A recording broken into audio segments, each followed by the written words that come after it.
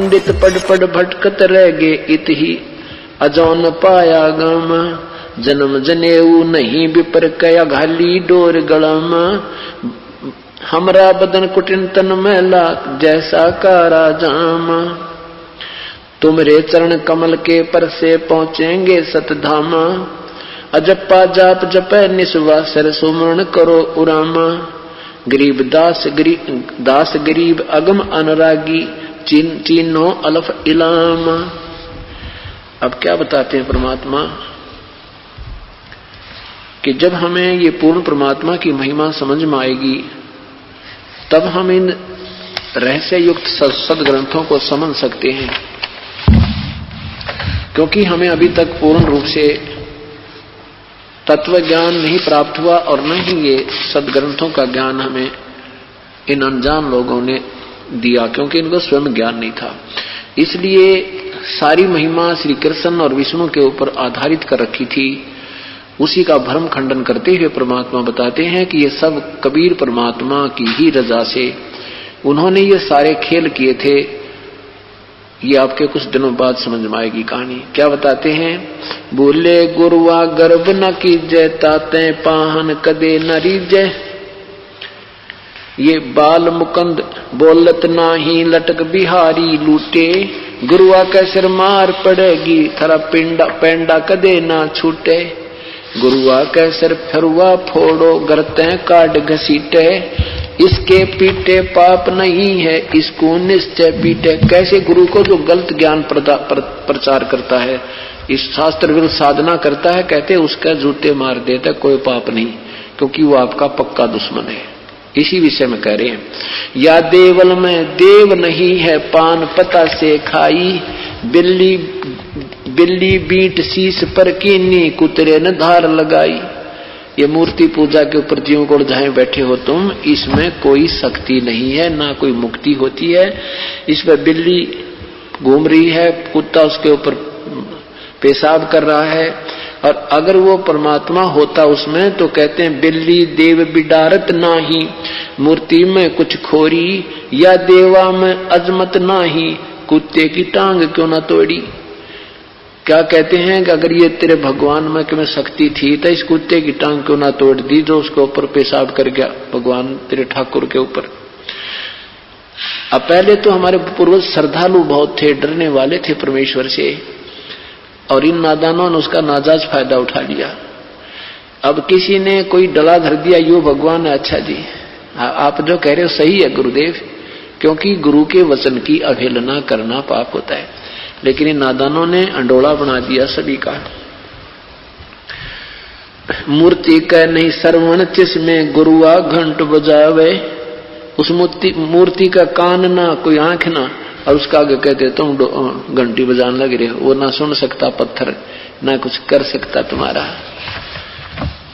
खीर खांड का भोजन धर के अपन ही गुटकावे।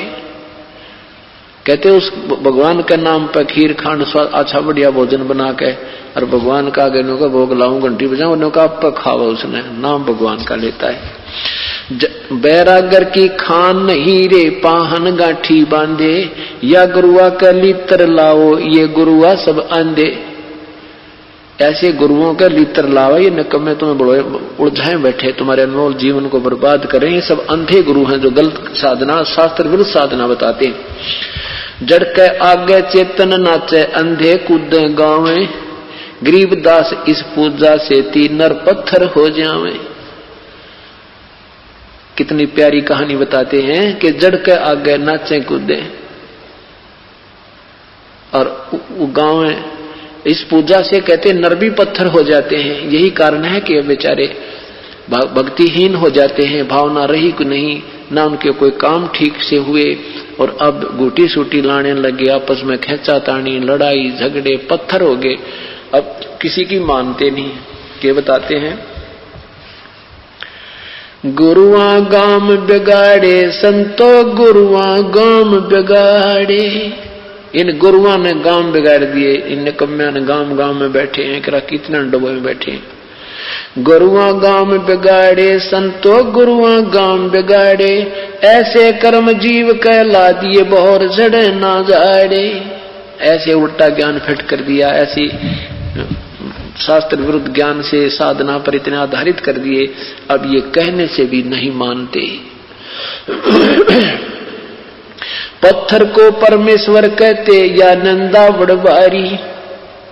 अब कबीर साहब, गरीबदास साहब, आदरणीय गरीबदास साहब, पूज्य कबीर साहब जी तथा अन्य महापुरुष परमेश्वर से परिचित होने के उपरांत जब तत्व ज्ञान बताने लगे तो लोग कहने लगे तुम निंदा मत करो किसी की।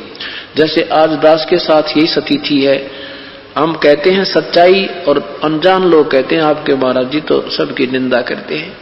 परमात्मा कहते हैं निंदा तो तुम कर रहे हो नादानो, उल्टा ज्ञान दे करके। तो क्या बताते हैं, तुम पत्थर को परमेश्वर कहो, ये निंदा है कि गारी? सबसे बड़ी निंदा, सबसे बड़ी उल्ट काम तो तुम कर रहे हो। तुम हो निंदा के पात्र कि तुम गलत मार्गदर्शन कर रहे हो। पाहन को परमेश्वर कहते ये निंदा बड़ भारी, या की मोहे समझना पड़ी तुम पूजा कर हो अकेगारी। या जो हड़का जल भर कह लाए चरना अमृत ठहराए, और जड़ के चरण धो कह दीने चेतन को फिर पाए।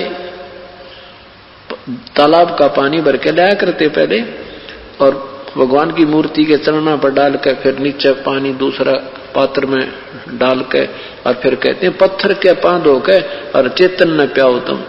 तेरा गजब भैया। 10 लाख जंत जीव जा उपजे यो चरण अमृत नाही, या मैं छोट गनेरी पांडे समझ देख मन माही। सालग सिला धो कर पिए से हरदा पत्थर होई, चरण कमल में चरणामृत है जिस पीवत ना कोई। कौवा मछ मीन जल पिया बिष्टा की न्यामाही, गुरुआ कहत गारा लाए जुग जुग छूटे नाही। भरम विदूषण शब्द हमारा कोई गावे कोई रोवे, पांडे को तो परख नहीं है या खिचड़ी मोहम्मदी धोवे।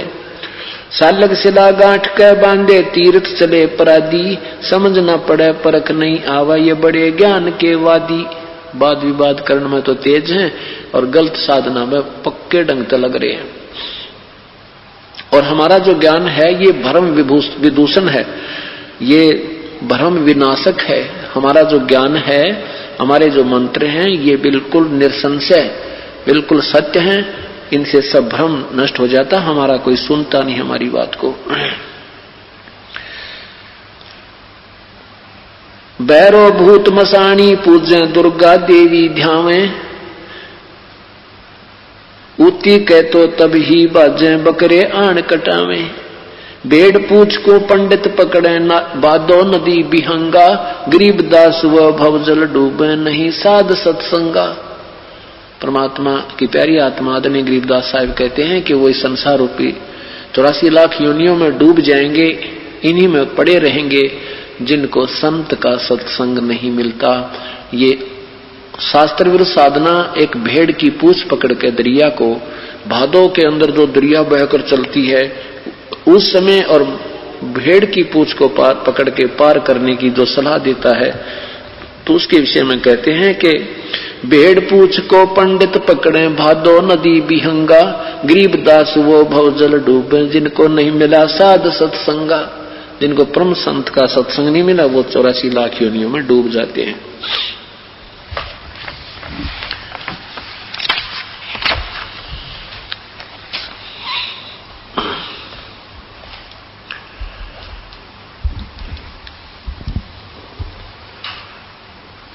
अब परमात्मा के विषय में चर्चा चल रही है कि वो पूर्ण परमात्मा कौन है। वो परमेश्वर चारों युगों में आते हैं। जब परमात्मा द्वापर युग में आए थे उस समय उनका नाम करुणामय था, और परमेश्वर के शिष्य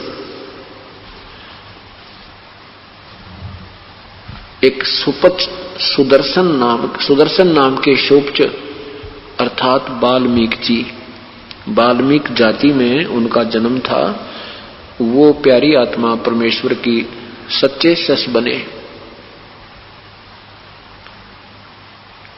और एक इंद्रमती नाम की